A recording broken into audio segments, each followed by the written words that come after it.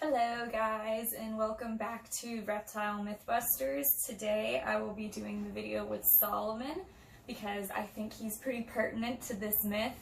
So this series, if you're new to the series, I'm just taking requests from people about things that they have heard about reptiles or reptile keepers or what reptiles do in captivity or in the wild, and I've been attempting to bust those myths by doing some research and using some facts that I've found online. So today's myth, which I usually hear about turtles, but in some capacity I do hear it about all reptiles, is that if you own a reptile or touch a reptile or are near a reptile, you're more susceptible to certain diseases like salmonella.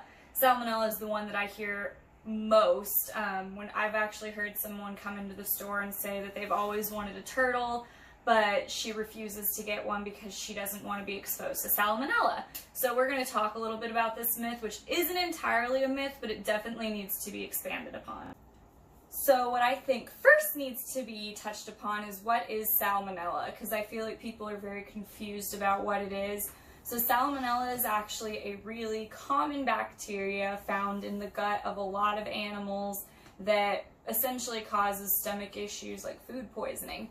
So it's not the end of the world to get salmonella per se. It's not comfortable by any means, but salmonella is just a bacteria like many other bacterias, but for some reason salmonella is totally blown out of proportion. So the reason I'm saying that this is not totally a myth is because yes, it is 100% true. You can get salmonella from reptiles.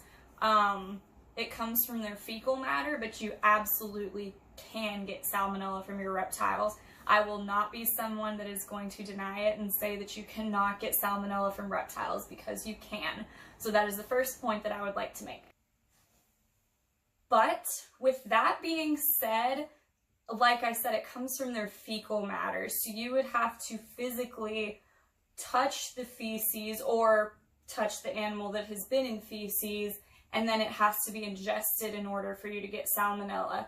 So as long as you're not handling the feces or are sure that the animal hasn't been in their feces, then put it in your mouth, you're probably okay. The big problem where this comes up is aquatic turtles, because aquatic turtles like swim pretty much in their own feces, and so then if you handle the turtle and then put your hands in your mouth, there's a chance that you can get salmonella. However, I'm going to go ahead and be the first to say that I am not good at washing my hands after handling my reptiles. I've owned aquatic turtles, I've cleaned out my reptiles' cages, I've handled my reptiles, and I very, very, very rarely, if not never, wash my hands after handling and cleaning, which may sound nasty to a lot of people, but I've never gotten salmonella. I've never been sick from handling my reptiles, so I don't know if it's just really unlikely or if it's the fact that you're more likely to get salmonella if you're either have a weak immune system, like older and younger children have a weaker immune system, or if you're immunocompromised.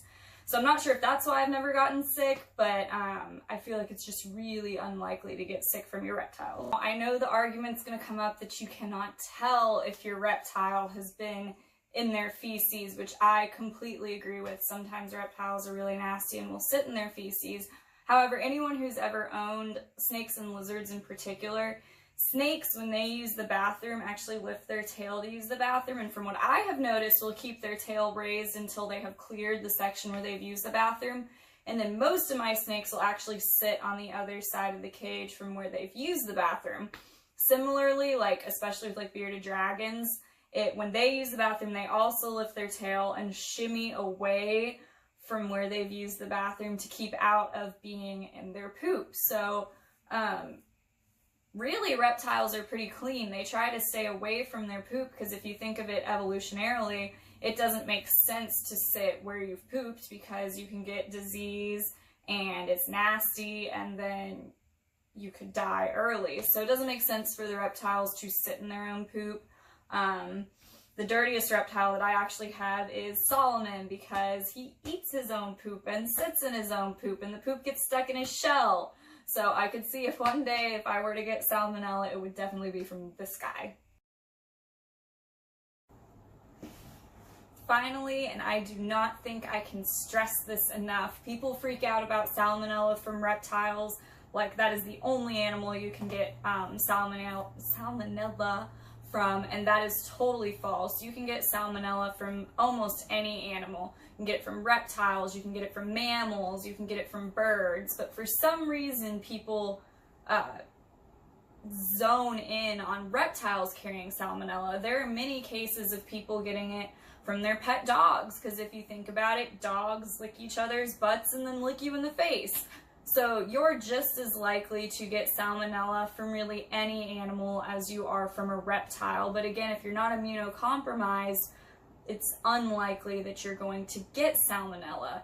Also, if I can just bring up that I'm pretty sure everyone here eats cookie dough, and you can get salmonella from cookie dough, but we are taking that risk. So really, it's not a huge deal to get the worry about getting salmonella from your reptiles. It's also something that is treatable. So that's my 2 cents on the salmonella myth. So Solomon and I really appreciate y'all's continued support. We love doing Reptile Mythbusters, especially if it can help people better understand reptiles and the myths about them. And hopefully if through better understanding we can have more tolerance on reptiles. So please feel free to leave comments, like the video, share the video. We always want to do more myths, so if you have any myths you want me to bust, please leave it in the comments. Solomon and I greatly appreciate it, and we'll see y'all next week.